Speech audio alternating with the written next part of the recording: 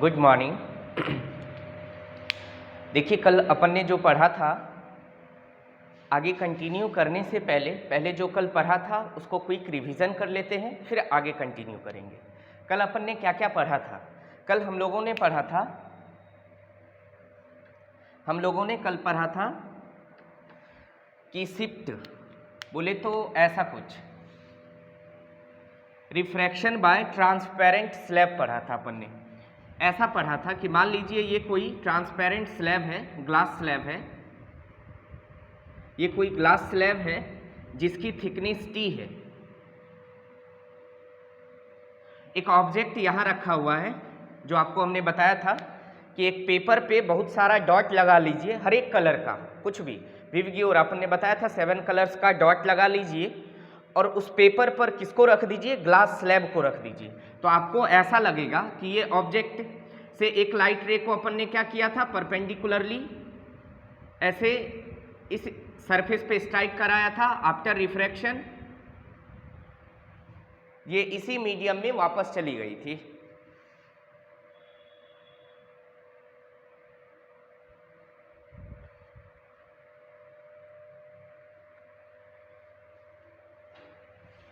हाँ, तो एक लाइट रे को सरफेस के परपेंडिकुलरली गिराया और ये अनडेविएटेड वे में आगे चली गई, और एक लाइट रे को किसी एंगल पे गिराया था।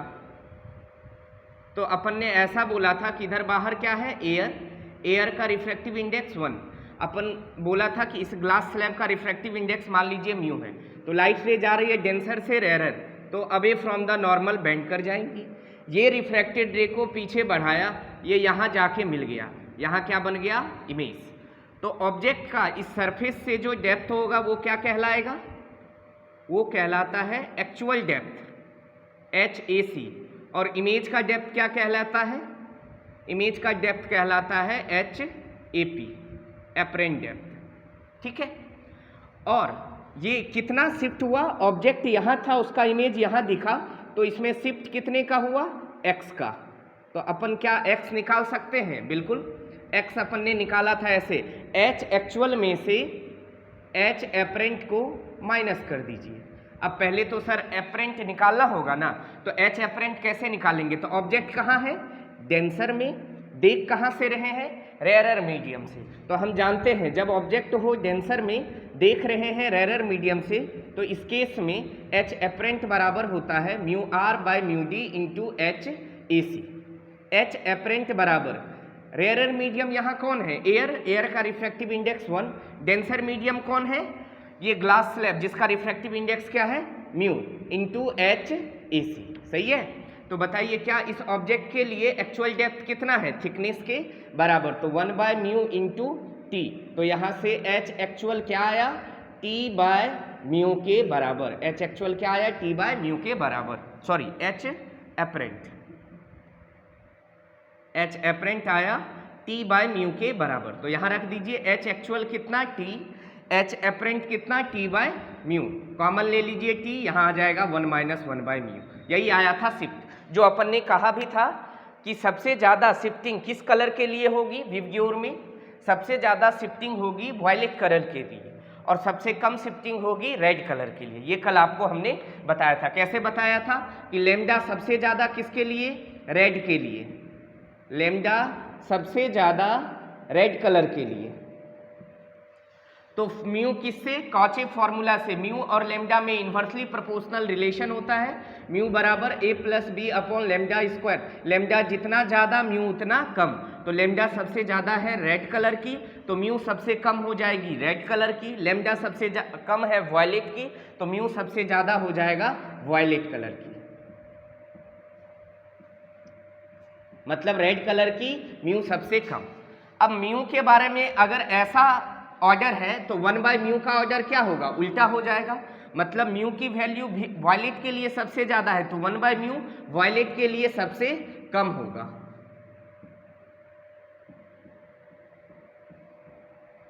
और माइनस 1 बाय म्यू का ऑर्डर वायलेट के लिए सबसे रिवर्स हो जाएगा, सबसे ज़्यादा होगा। फिर आपको हमने बताया था कि इसमें 1 ऐड कर दीजिए कोई फर्क नहीं पड़ेगा, और ज्योमेट्री से मल्टीप्लाई कर दीजिए कोई फर्क नहीं। ये कौन है? शिफ्ट है, तो शिफ्ट सबसे ज्यादा किस कलर के लिए होगी? वायलेट कलर के लिए। मतलब सिंपल कहें तो एक पेपर पे अगर अपन ने 7 कलर्स का डॉट लगा दिया है, 7 कलर का डॉट लगाया है और उसके ऊपर क्या रख दिया? एक ग्लास का स्लैब, और अगर ग्लास स्लैब के टॉप सरफेस से अगर हम 7 कलर्स के डॉट को देखें तो सबसे ज़्यादा ऊपर उठा हुआ डॉट किसका दिखेगा? वायलेट कलर का, और सबसे कम ऊपर उठा हुआ डॉट किसका दिखेगा? रेड कलर का। ये चीज़ अपन ने देखा था। एक चीज़ यहीं पे देखिए, यहाँ एच एपरेंट बराबर क्या आया? एच एपरेंट बराबर आ गया T by mu. Cross multiply करिए तो म्यू बराबर लिख सकते हैं अपन T by H A P. Mu बराबर क्या लिख सकते हैं? T by H A P. बताइए बाबू, इस केस में ये टी क्या है? क्या टी एच एक्चुअल है? क्या टी हो गया H actual divided by H apparent. तो क्या हम कह सकते हैं effective mu refractive index, effective refractive index निकालने का फॉर्मूला क्या होगा? H actual bye H apparent. ये भी आपको हमने बताया था कल कि जब हम ऐसा पढ़े थे कि रिफ्रैक्शन बाय मल्टीपल स्लैब, मतलब बहुत सारा स्लैब था। मान लीजिए ये एक स्लैब है जिसका रिफ्रैक्टिव इंडेक्स μ1 है, इसकी थिकनेस क्या है? T1 है। दूसरा स्लैब है जो दूसरे मटेरियल का बना है जिसका रिफ्रैक्टिव इंडेक्स μ2 है, इसकी थिकनेस क्या है? T2 है।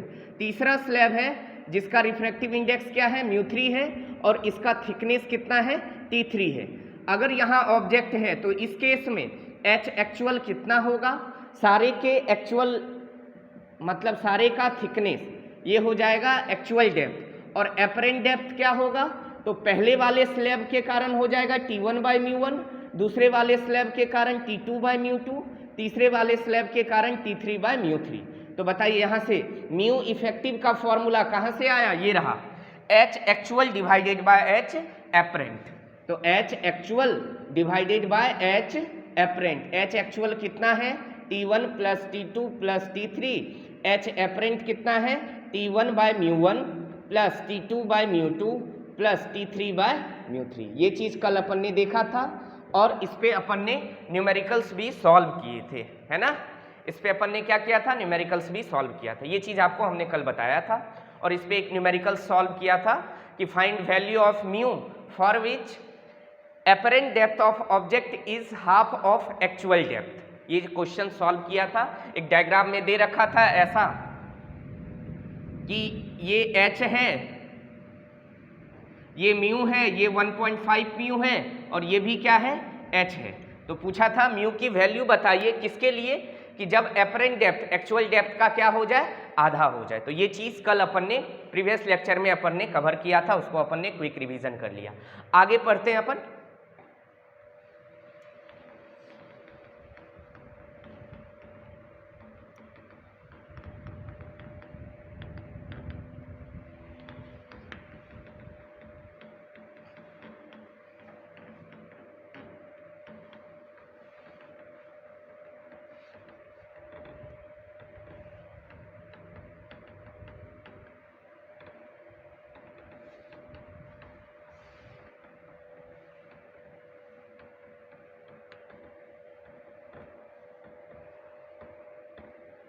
चलिए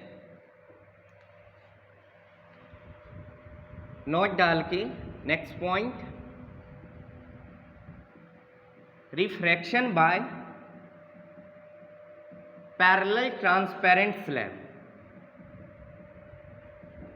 refraction by parallel transparent slab.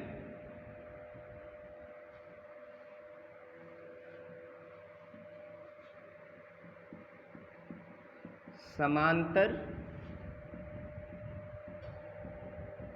पारदर्शी स्लैब, स्लैब को ही और कहते हैं पट्टिका के द्वारा अपवर्तन, के द्वारा अपवर्तन। अब देखिए ध्यान से, देखिए मान लीजिए सपोज ये एक ट्रांसपेरेंट स्लैब है, ये क्या है? एक ट्रांसपेरेंट स्लैब है, इसके पैरेलल में एक और ट्रांसपेरेंट स्लैब रख दिया।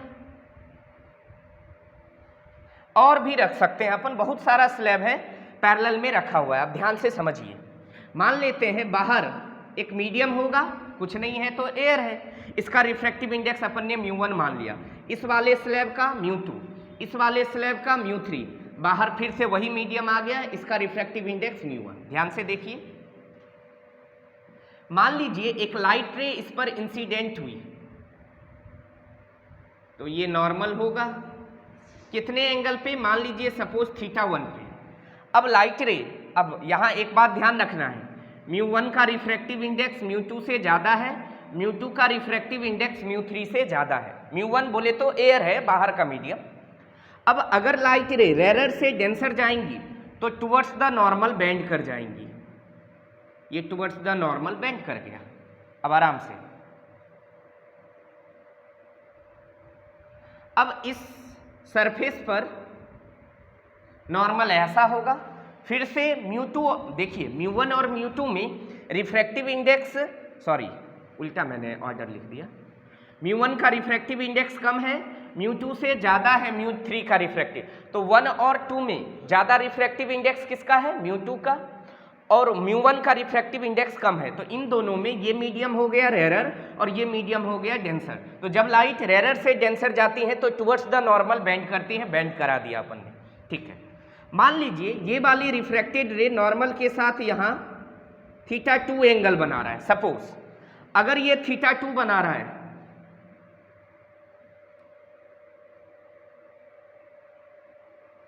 ये θ2 है, तो क्या ये भी एंगल हो जाएगा θ2? काहे भाई, ये लाइन और ये लाइन पैरेलल और ये इंटरसेक्टिंग लाइन ऑल्टरनेट एंगल, एकांतर कौन से, ये θ2 तो ये भी θ2। अच्छा μ2 और μ3 में देखिए किसका रिफ्रैक्टिव इंडेक्स ज़्यादा है, μ3 का, तो फिर से μ3 डेंसर μ2 रेरर, तो लाइट रे रेरर से डेंसर जा रही है तो फिर से टुवर्ड्स द नॉर्मल ये बेंड कर जाएंगी, ऐसे सही है। अच्छा ध्यान से, अगर ये मान लीजिए ये सपोज एंगल θ3 है, अब फिर इस सरफेस पे रिफ्रैक्शन होगा या नहीं होगा।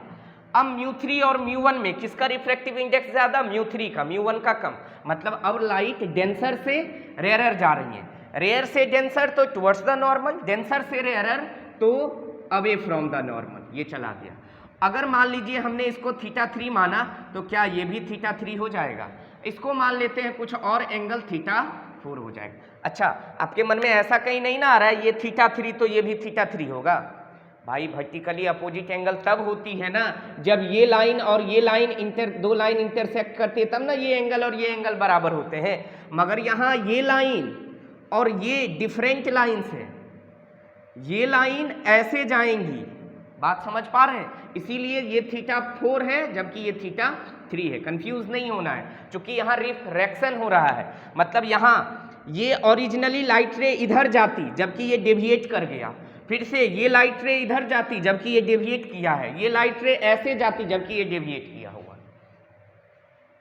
अब देखिए ध्यान से, ये चीज ऐसा हुआ, अब ध्यान से समझिए, इस पहले वाले सरफेस पे अगर हम स्नेल्स लॉ लगाएं इस सरफेस पे तो क्या होगा, स्नेल्स लॉ क्या कहती है, एक तरफ का मीडियम का रिफ्रैक्टिव इंडेक्स इनटू उस मीडियम में लाइट ने नॉर्मल के साथ जो एंगल बनाया उसका साइन। तो बताइए ऐसे लिखेंगे μ1 इंटू इस मीडियम में लाइट ने नॉर्मल के साथ एंगल कितना बनाया θ1, μ1 साइन θ1 बराबर एक मीडियम इधर एक मीडियम इधर, तो इस मीडियम में लाइट रे ने नॉर्मल के साथ कितना एंगल बनाया θ2 और इसका रिफ्रैक्टिव इंडेक्स μ2, तो क्या लिखेंगे μ2 इंटू साइन θ2, सही बात है।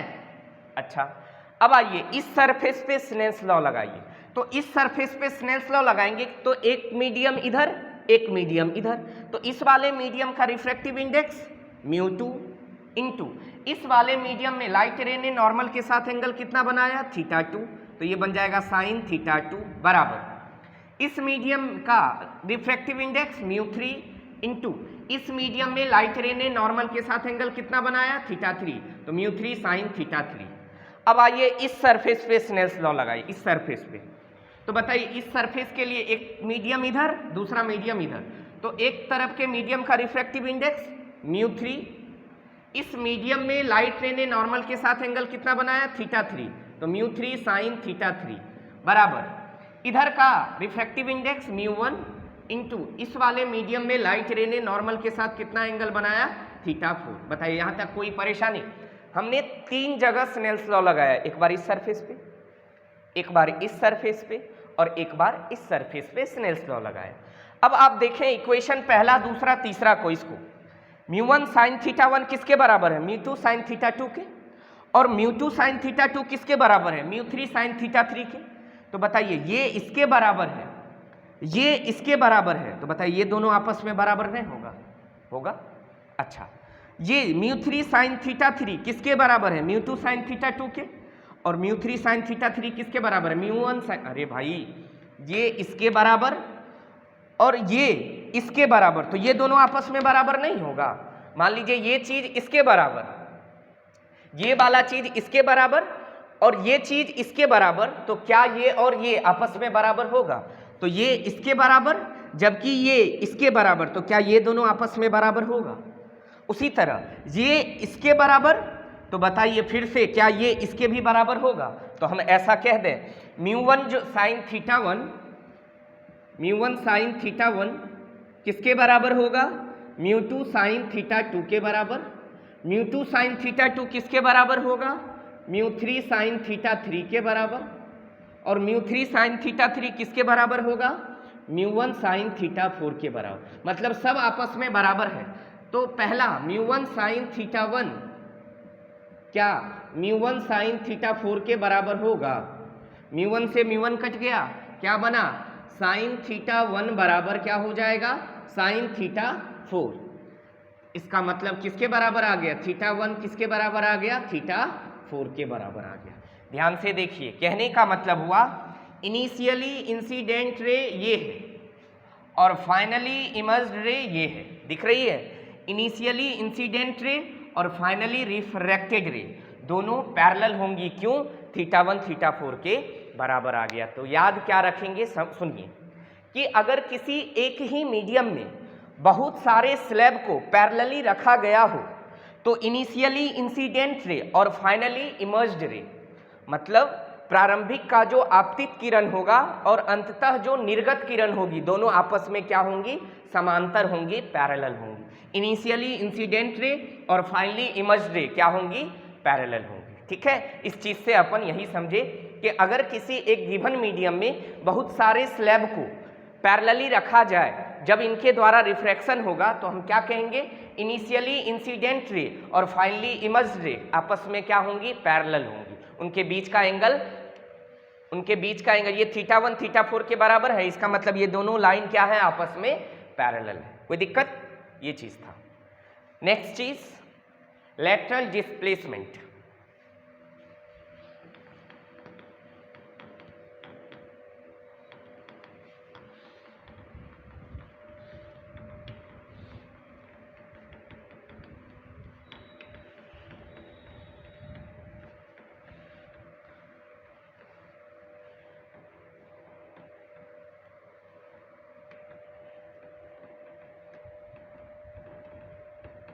अगला है लेटरल डिस्प्लेसमेंट।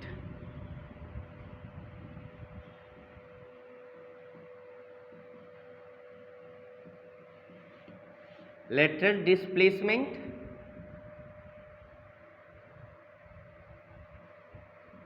या इसी को कहते हैं लेटरल शिफ्ट, एक ही चीज है। लेटरल डिस्प्लेसमेंट बोल दे या लेटरल शिफ्ट बोल दे, इसकी हिंदी होती है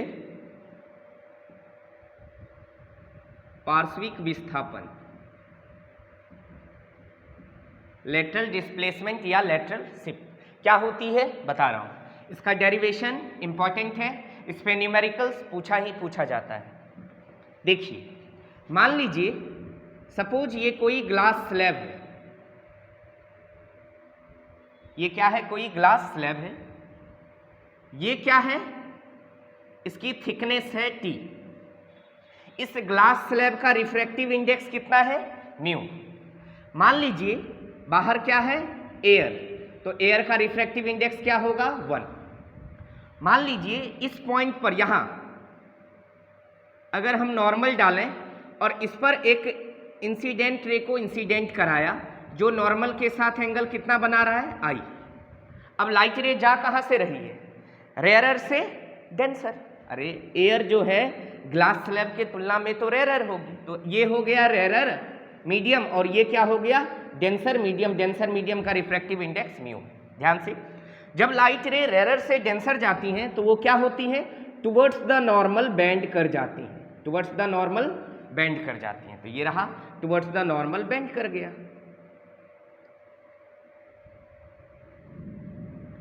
लाइट रे जब रेयरर से डेंसर जाती हैं तो टुवर्ड्स द नॉर्मल बेंड कर गई।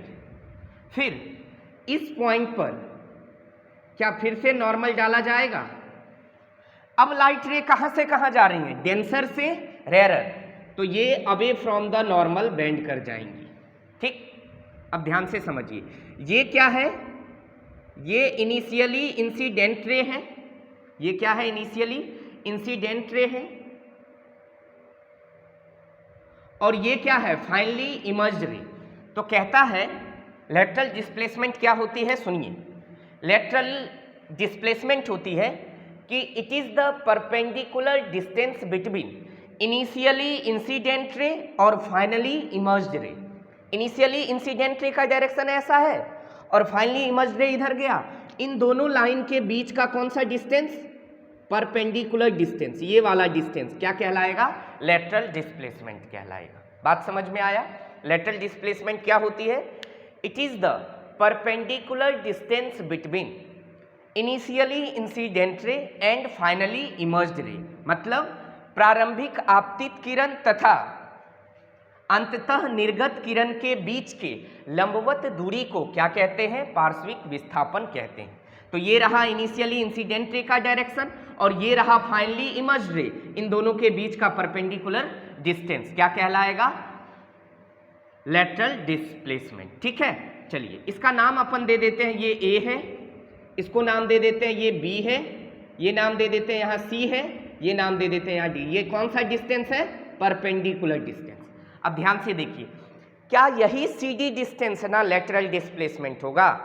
आप समझ पा रहे हैं ना मेरी बात को? हुआ क्या क्या, एक ग्लास स्लैब है, बाहर का मीडियम क्या है? एयर है।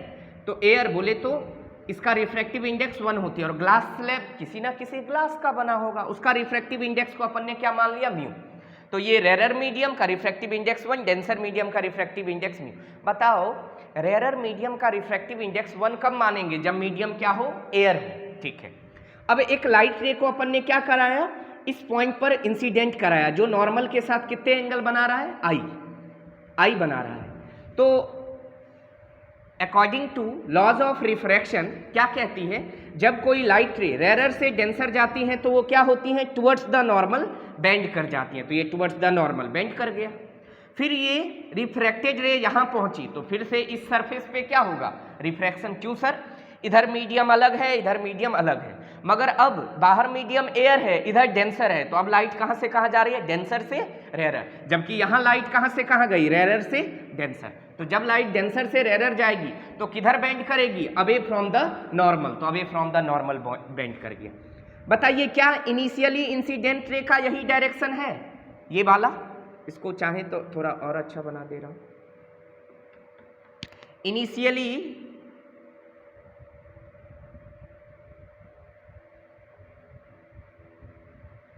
इनिशियली इंसिडेंट रे का ये डायरेक्शन है और फाइनली इमर्ज्ड रे यही ना निकल रही हैं। तो इनिशियली इंसिडेंट रे और फाइनली इमर्ज्ड रे के बीच के परपेंडिकुलर डिस्टेंस को क्या कहते हैं?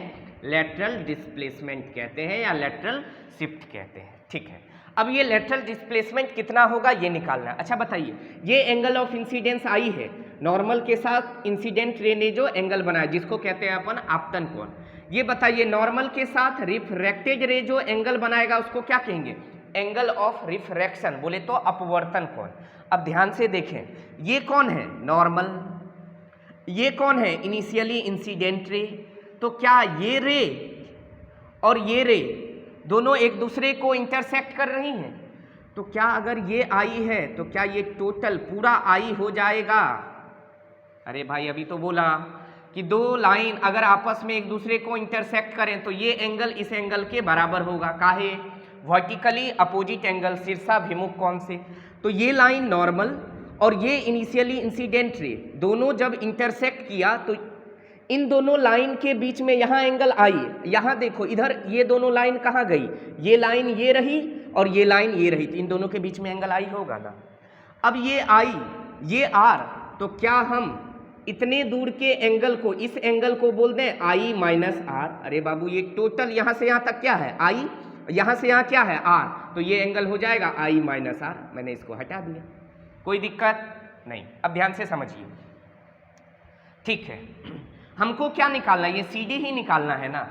अब आप ध्यान से देखें, इस ट्रायंगल ए सी डी में आपको सी डी चाहिए।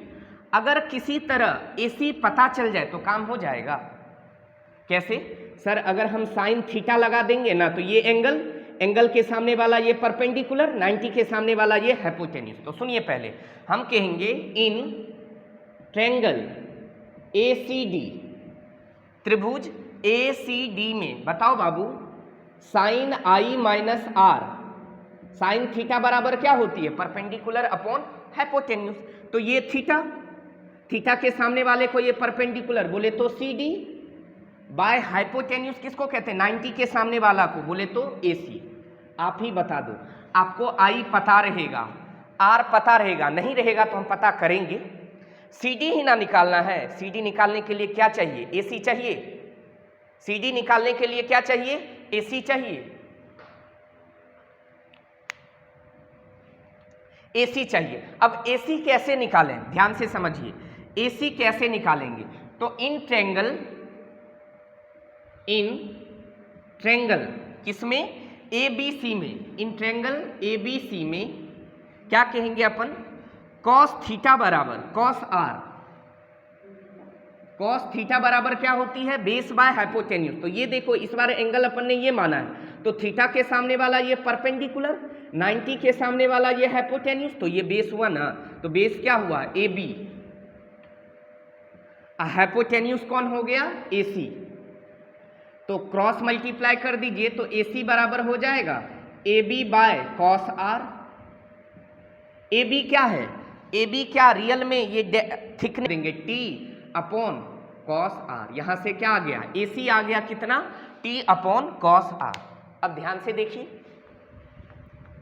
टी अपॉन कॉस आर, और यहां हमको क्या चाहिए, सी डी ना, क्रॉस मल्टीप्लाई कर दीजिए, तो क्या सी डी बराबर हो जाएगा A C into sine I minus R, और ए सी कितना निकाला अपन ने, टी अपॉन कॉस आर। तो सी डी बराबर हो जाएगा, ए सी हो जाएगा T upon cos R into sine I minus R. यहां से लेटरल डिस्प्लेसमेंट आ गया क्या, सी डी कितना, T into sine I minus R by cos R. ये क्या है सी डी, ये सी डी क्या है, लेटरल, ये सी डी क्या है, लेटरल डिस्प्लेसमेंट, बोले तो पार्श्विक विस्थापन।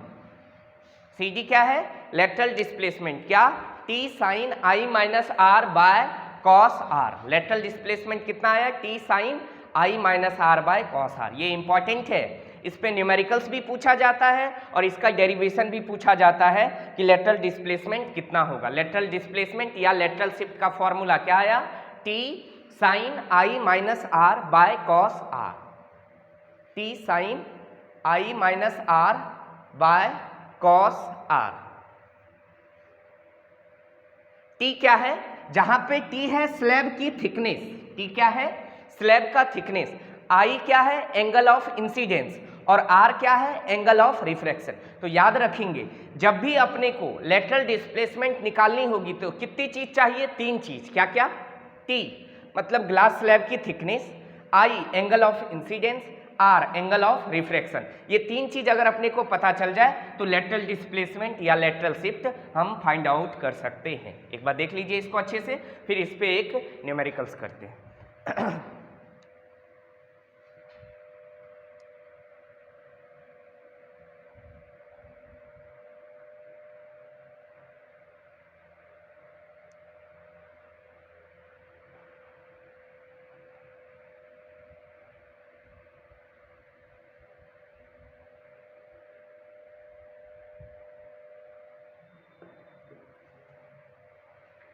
चलिए इस पे क्वेश्चंस करते हैं।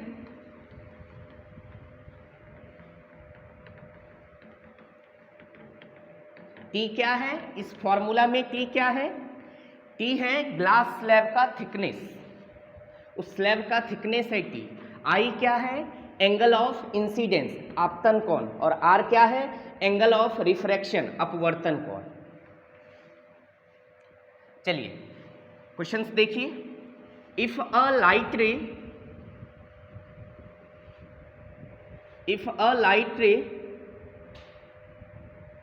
traveling in air, if a light ray traveling in air incidents over a medium,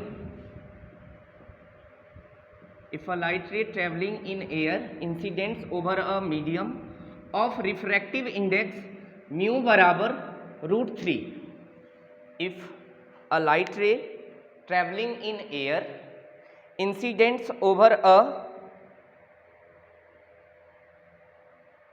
incidents over a medium के जगह ऐसा लिख लीजिए, incidents over a parallel transparent slab, over a parallel, ऐसे लिख लीजिए। इफ अ लाइट रे ट्रेवलिंग इन एयर, देखिए क्वेश्चंस क्या है, क्वेश्चंस क्या है देखिए। कह रहा है कि इफ अ लाइट रे travelling in air incidents over a parallel transparent slab of refractive index mu is equal to √3 at an angle of incidence 60 degree and travels a distance of 5 centimeter in the slab, then calculate lateral displacement या lateral shift produced by the slab। अच्छा ये बताइए, ये जो lateral displacement आया किसके द्वारा आया, किसके कारण से ये displacement आया lateral? वो स्लैब के कारण। अगर स्लैब नहीं रहता तो वो लेटरल डिस्प्लेसमेंट नहीं आता, इसीलिए क्वेश्चन में ऐसा लिखा है।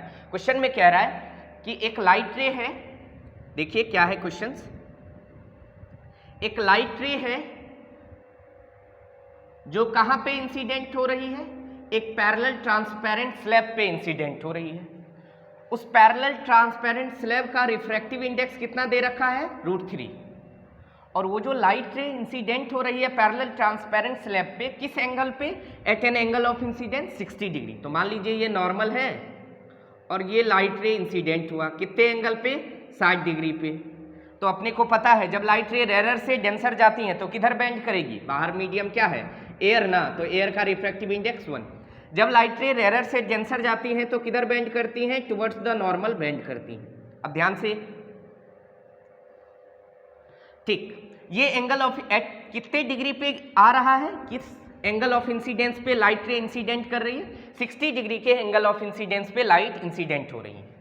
अब आगे देखिए और क्या लिखा है, and travels a distance of 5 centimetre in the slab. ये इंपॉर्टेंट लाइन है, बच्चा यहीं पे कंफ्यूज होता है, ध्यान से समझिए।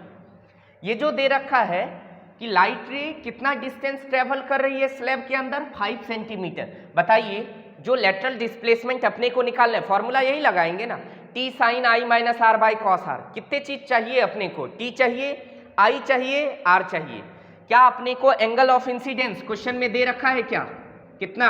60 डिग्री। अच्छा सर बहुत बढ़िया। टी बताइए थिकनेस कितना होगा? क्या थिकनेस 5 होगा कि नहीं होगा? नहीं होगा, थिकनेस 5 सेंटीमीटर नहीं होगी। ध्यान से सुनिए क्या कह रहा है क्वेश्चन।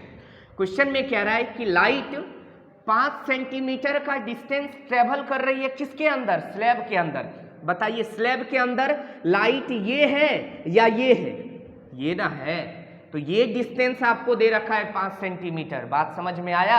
बच्चे क्या सोचते हैं, अच्छा 5 सेंटीमीटर है ना तो ये पक्का है थिकनेस ही रहा होगा। बिल्कुल ऐसा नहीं करना है, ध्यान से पढ़ना है क्वेश्चन में क्या लैंग्वेज दे रखा है। क्वेश्चन में दे रखा है कि लाइट रे इस स्लैब के अंदर कितना डिस्टेंस ट्रेवल कर रही है? 5 सेंटीमीटर। मतलब ये डिस्टेंस हुआ बाबू ए, ये बी हो गया और ये सी हो गया। आपको दे रखा है एसी डिस्टेंस, ये डिस्टेंस है कितना? 5 सेंटीमीटर। बात समझ में आया? ऑब्वियस सी बात है कि लाइट रे रेयर से डेंसर जा रही है टुवर्ड्स द नॉर्मल, तो लाइट इसी पाथ पर ना जा रही है, तो लाइट के द्वारा डिस्टेंस ट्रेवल यही ना होगा जो स्लैब के अंदर है। और वही कितना दे रखा है, कितना डिस्टेंस ट्रेवल किया? 5 सेंटीमीटर। कोई दिक्कत? अच्छा तो बताइए क्या ये टी है? नहीं, ये टी नहीं है। टी तो क्या होती है, यहां से लेके यहां तक ना, अरे ये ना होगा टी भाई। तो इसका मतलब सर हमको टी भी निकालना होगा।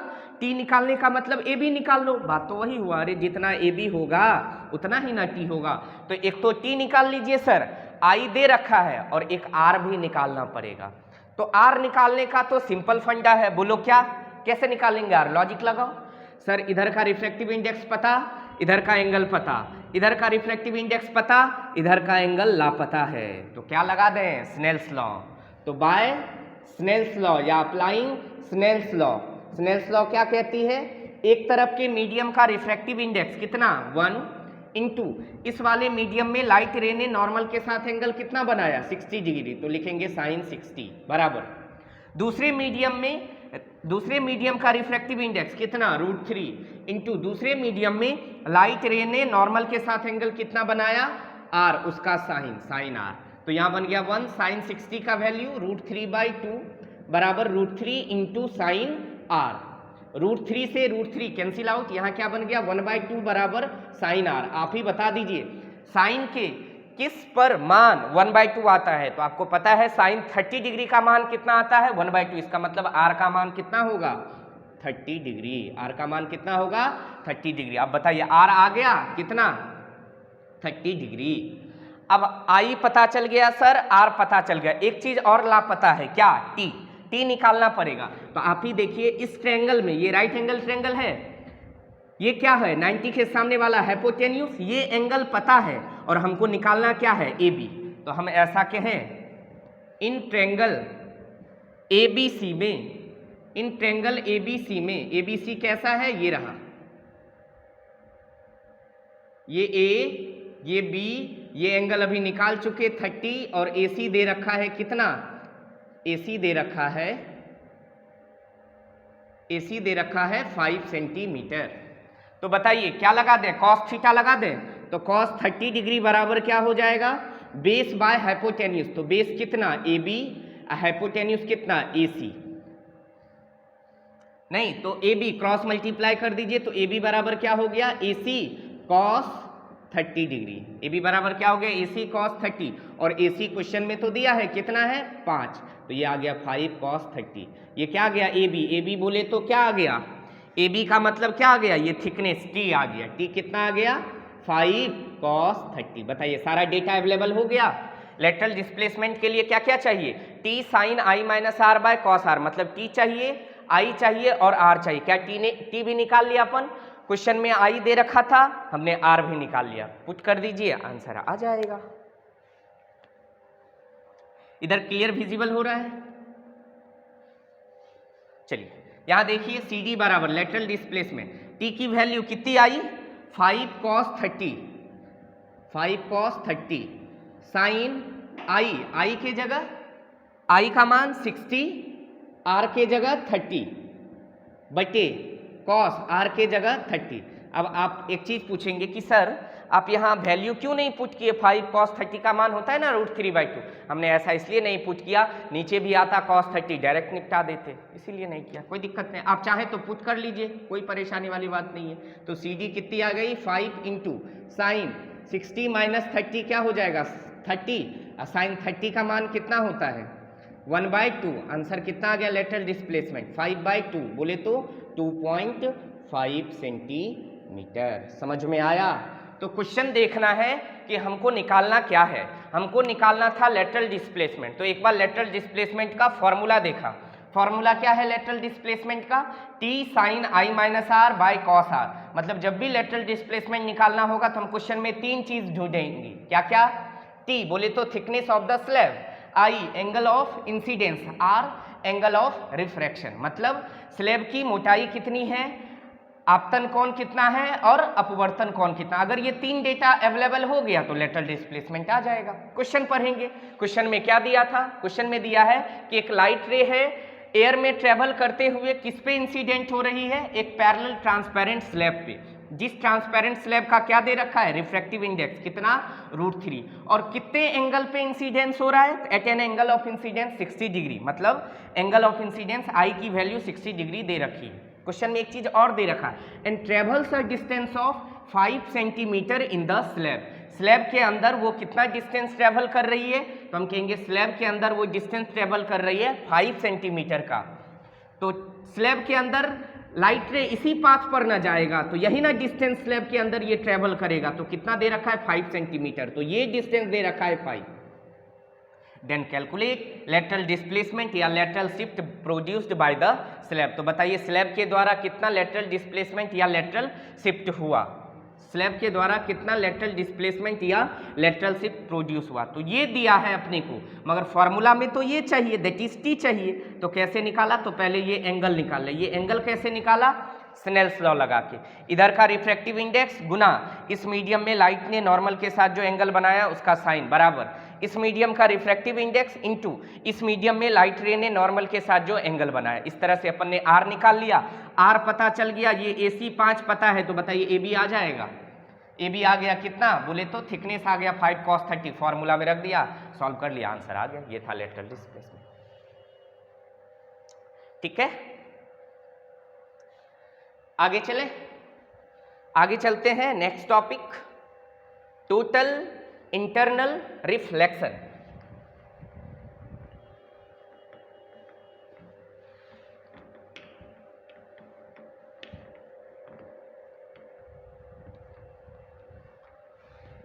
इंपॉर्टेंट टॉपिक है TIR, टोटल इंटरनल रिफ्लेक्शन, पूर्ण आंतरिक परावर्तन।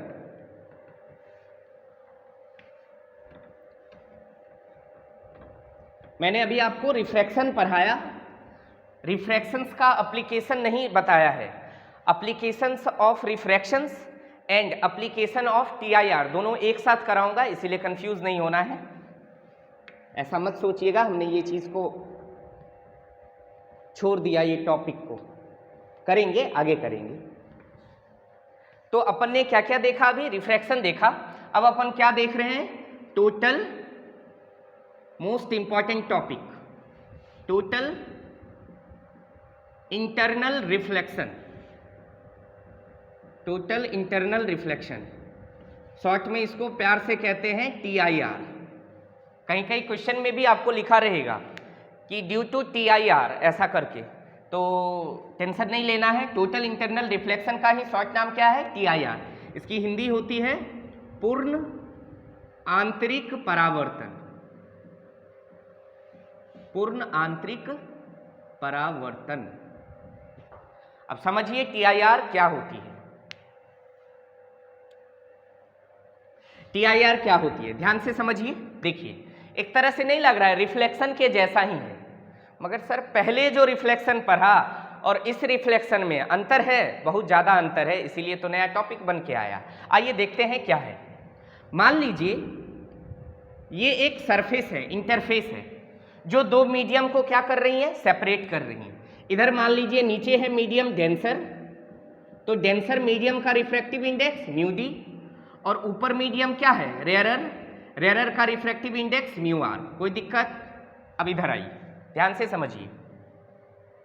मान लीजिए एक लाइट रे इस पॉइंट पर इंसिडेंट हुआ, मगर किधर से,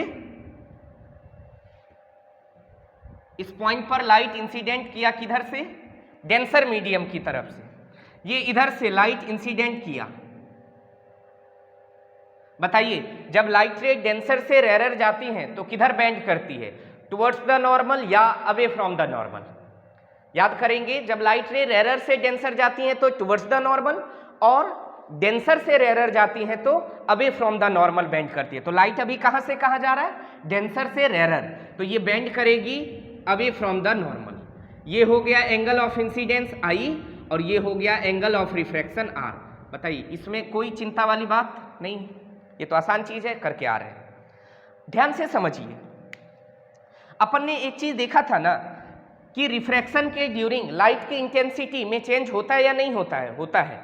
मैंने बोला था लाइट जो ये इंसिडेंट हो रही है इसकी जो भी इंटेंसिटी है, तो कुछ इंटेंसिटी को तो सरफेस एब्जॉर्ब कर लेगा, कुछ को इसी मीडियम में रिफ्लेक्ट कर देगा, और कुछ दूसरे मीडियम में जाता है। तो लाइट की इंटेंसिटी ड्यूरिंग रिफ्रैक्शन घट जाती है, रिफ्लेक्शन के ड्यूरिंग भी लाइट की इंटेंसिटी घट जाती है। चलिए ध्यान से देखिए, तो ये एंगल ऑफ इंसिडेंस कितना है I, और ये नॉर्मल के साथ रिफ्रैक्टेड रे ने एंगल कितना बनाया, एंगल ऑफ रिफ्रैक्शन आर। कोई दिक्कत?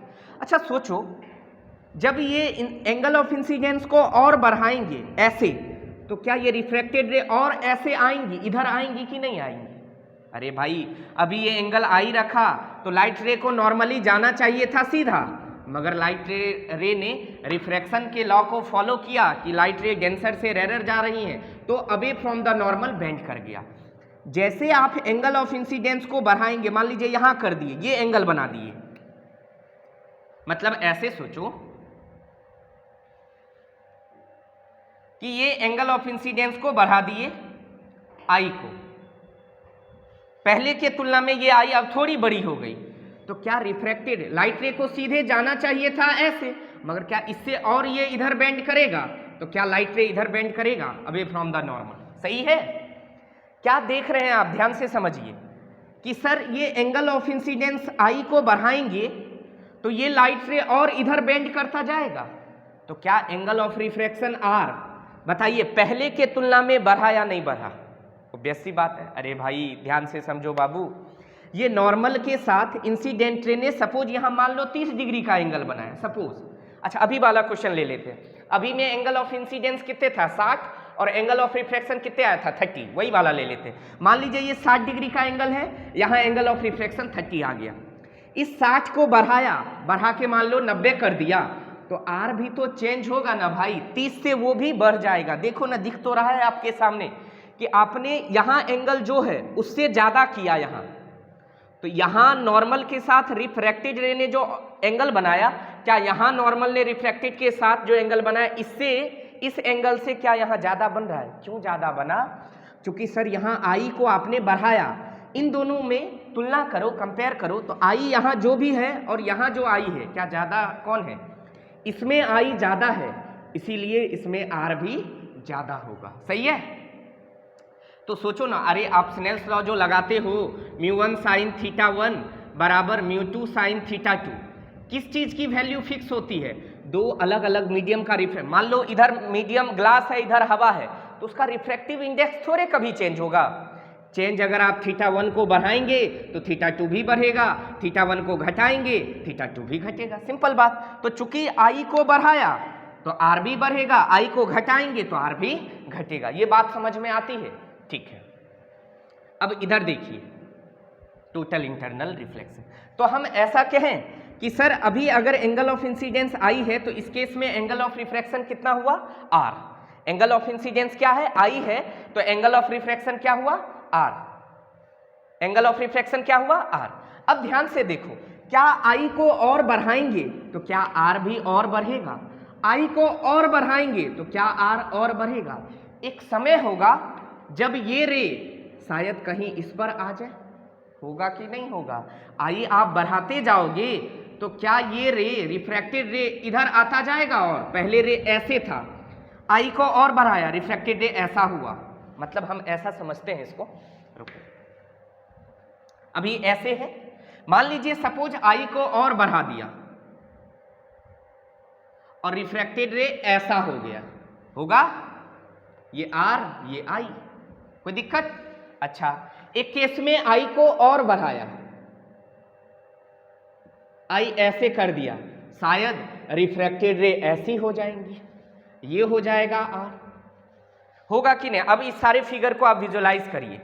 पहले केस में नॉर्मल के साथ इंसिडेंट रे आई एंगल बनाया, रिफ्रैक्टेड रे ने नॉर्मल के साथ आर एंगल बनाया, मतलब आई को धीरे धीरे बढ़ाया तो देखो आर भी धीरे धीरे बढ़ रहा है। आर क्या है?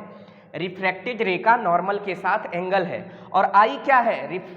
इंसिडेंट रे का नॉर्मल के साथ एंगल है। तो जैसे जैसे देखिए धीरे धीरे आई को बढ़ाया है, धीरे धीरे आई को बढ़ाया है, तो देखिए एंगल ऑफ रिफ्रैक्शन भी बढ़ रहा है। क्या बढ़ रहा है?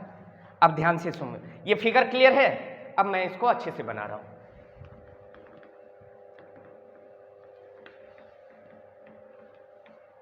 अभी टोटल इंटरनल रिफ्लेक्शन समझे नहीं अपन, अब समझेंगे। पहले ये फिनोमिना समझ लिए कि ऐसे हो सकता है या नहीं। अब देखिए ध्यान से, मान लीजिए ये क्या है? एक सरफेस है जो दो मीडियम को क्या कर रही हैं? सेपरेट कर रही हैं। जो दो मीडियम को क्या कर रही हैं, सेपरेट कर रही हैं। ये इधर क्या है, इधर मीडियम डेंसर है जिसका रिफ्रैक्टिव इंडेक्स म्यू डी है, इधर मीडियम रेरर है जिसका रिफ्रैक्टिव इंडेक्स क्या है, म्यू आर है। मान लीजिए इस पॉइंट पर क्या नॉर्मल ऐसा होगा, ये लाइट रे ऐसे इंसिडेंट हुआ आई एंगल से, आई एंगल से, तो लाइट रे डेंसर से rarer away from the normal bend कर जाएंगी। ठीक, तो ये क्या है, ये फिनोमिना है हमारा रिफ्रैक्शन का, कोई दिक्कत वाली बात नहीं। अब ध्यान से समझिए, अभी आपको बताया, तो बताइए क्या आई बढ़ाते जाएंगी तो क्या आर भी बढ़ता जाएगा। बढ़ाते बढ़ाते एक ऐसा समय आया जब आई को बढ़ा करके हम कितना कर दिए, आई को बढ़ा करके एक ऐसे एंगल पर ले गए, आई को बढ़ा करके एक ऐसे एंगल पर ले गए जिस एंगल पर, जिस एंगल ऑफ इंसिडेंस पर एंगल ऑफ रिफ्रैक्शन क्या हो गया, 90 डिग्री होगा ना। जिस एंगल ऑफ इंसिडेंस पर एंगल ऑफ रिफ्रैक्शन क्या हो गया, 90 डिग्री। मतलब आई बढ़ाते गए, बढ़ाते बढ़ाते बढ़ाते आई की एक वैल्यू पे पहुंच गए अपन, जिस वैल्यू पर एंगल ऑफ रिफ्रैक्शन कितना हो गया, 90 डिग्री। तो वैसा एंगल ऑफ इंसिडेंस, वैसा आपतन कोण, जिस आपतन कोण पर अपवर्तन कोण कितने डिग्री का हो जाए, 90 डिग्री का, तो ऐसे आपतन कोण को कहते हैं क्रांतिक कोण, बोले तो क्रिटिकल एंगल। तो ये आईसी क्या कहलाएगा बाबू, ये आईसी कहलाएगा क्रिटिकल एंगल, ये आईसी क्या कहलाएगा, क्रिटिकल एंगल। अब ध्यान से सुनिए, ठीक है, ये आईसी क्या कहलाएगा, क्रिटिकल एंगल। मतलब वह एंगल ऑफ इंसिडेंस, जिस एंगल ऑफ इंसिडेंस पे एंगल ऑफ रिफ्रैक्शन कितने डिग्री का हो जाए, 90 डिग्री का, तो वह एंगल ऑफ इंसिडेंस क्या कहलाता है, क्रिटिकल एंगल। अब लॉजिक लगाइए आप ही, देख क्या पा रहे हैं आप कि सर आई को बढ़ाते जा रहे हैं, ये रे और इधर गिरता जा रहा है, गिरता जा रहा है, तो सोचो आई को बढ़ा बढ़ा के यहाँ ले आया ताकि अब रे ये यहाँ आ गया। बताइए, और आई को बढ़ाएंगे तो क्या अब ये रे इधर आ जाएंगी, इधर एंगल बढ़ा रहे हैं, रिफ्रैक्टेड रे इधर जा रही है, और बढ़ाएंगे और इधर आएंगी, और बढ़ाएंगे और इधर आएंगी। बढ़ाते बढ़ाते एक जगह आई पे गया जब रिफ्रैक्टेड रे ऐसे है। बताइए, इससे थोड़ा ज़्यादा जैसे बढ़ाएंगे एंगल ऑफ इंसिडेंस को, किस एंगल ऑफ इंसिडेंस, मतलब एंगल ऑफ इंसिडेंस को अगर क्रिटिकल एंगल से ज़्यादा कर देंगे तो क्या ये और इधर आ जाएगा, मतलब ऐसा हो जाएगा। जब हम एंगल ऑफ इंसिडेंस मतलब आई को किससे बड़ी से, आई की वैल्यू क्या रख दे, क्रिटिकल एंगल से बड़ी वैल्यू रख दें। अरे भाई, जब आई की value angle of incidence critical angle के बराबर है तब एंगल ऑफ रिफ्रैक्शन किसके बराबर, 90 डिग्री। क्रिटिकल एंगल किसको कहेंगे, ऐसा एंगल ऑफ इंसिडेंस जिस एंगल ऑफ इंसिडेंस पे एंगल ऑफ रिफ्रैक्शन कितने डिग्री का हो जाए, 90 डिग्री का, तो ऐसे एंगल ऑफ इंसिडेंस को क्या कहेंगे, क्रिटिकल एंगल, क्रांतिक कोण। अगर एंगल ऑफ इंसिडेंस को इससे थोड़ा भी बढ़ाया, किससे, क्रिटिकल एंगल से, तो क्या एंगल ऑफ रिफ्रैक्शन भी 90 से ज्यादा हो जाएगा। 90 से ज्यादा होने का मतलब इधर ही ना आएगी रिफ्रैक्टेड रे, 90 से ज्यादा नॉर्मल के साथ रिफ्रैक्टेड रे का एंगल यही ना होगा 90 से ज्यादा, तो ऐसा हो जाएगा। तो सोचो, लाइट रे गई इधर, लौट भी गई इधर, इसी फिनोमिना को क्या कहते हैं, TIR। ये फिनोमिना क्या कहलाता है, TIR, टोटल इंटरनल रिफ्लेक्स। तो पता है एक चीज, बोलो क्या, एक चीज इसमें क्या जानना है कि TIR कब होगा। तो पहला कंडीशन, लाइट रे किधर से किधर जानी चाहिए, डेंसर से रेरर जानी चाहिए। लाइट रे किधर से किधर ट्रेवल करनी चाहिए, डेंसर से रेरर जानी चाहिए, पहला। दूसरा, कितने एंगल पे, एंगल ऑफ इंसिडेंस किससे बड़ी होनी चाहिए, क्रिटिकल एंगल से बड़ी होनी चाहिए। जब हमारा angle of incidence critical angle से बड़ी हो और लाइट रे जा किधर से किधर रही हो, डेंसर से रेरर, तब जो ये फिनोमिना होता है, ये घटना होता है, इसी घटना को क्या कहते हैं, टोटल इंटरनल रिफ्लेक्स। देखो ना, लाइट इसी मीडियम में गया और इसी में वापस आ गया। तो आप कहोगे सर नॉर्मल रिफ्लेक्शन में भी तो ऐसा ही होता था, मगर नॉर्मल रिफ्लेक्शन में आपको हमने बताया था कि लाइट की इंटेंसिटी ड्यूरिंग रिफ्लेक्शन घट जाती है, मगर यहाँ इस लाइट की, इंसिडेंट लाइट की जो इंटेंसिटी है टोटल इंटरनल रिफ्लेक्शन के बाद रिफ्लेक्टेड लाइट रे की इंटेंसिटी वही होगी जो ओरिजिनली इंसिडेंट रे की इंटेंसिटी थी। बात समझ में आया? ये बेसिक डिफरेंस है नॉर्मल रिफ्लेक्शन में और टोटल इंटरनल रिफ्लेक्शन में। ठीक है कि यहां लाइट का इंटेंसिटी जो होगा इस रिफ्लेक्टेड लाइट रे की इंटेंसिटी वही होगी, मगर नॉर्मल रिफ्लेक्शन में क्या होता था, इंटेंसिटी घट जाती थी। तो ये है बेसिक फंडा कि TIR होती क्या है। ठीक है, आज अपन बस ये आपको हमने सिर्फ बताया डायग्राम से कि कैसे होता है टोटल इंटरनल रिफ्लेक्शन। इसको और आगे कंटिन्यू करेंगे नेक्स्ट लेक्चर में, बोले तो कल के लेक्चर में फिर से मैं इसको बताऊंगा, डेफिनेशन क्या है वो बताऊंगा, फिर इस पे न्यूमेरिकल्स अच्छे न्यूमेरिकल्स बनते हैं वो बताऊंगा, इस पे अच्छे न्यूमेरिकल्स अच्छे प्रोफाइल के न्यूमेरिकल्स करेंगे। आज के लिए यहीं तक रहने देते हैं। Thank you.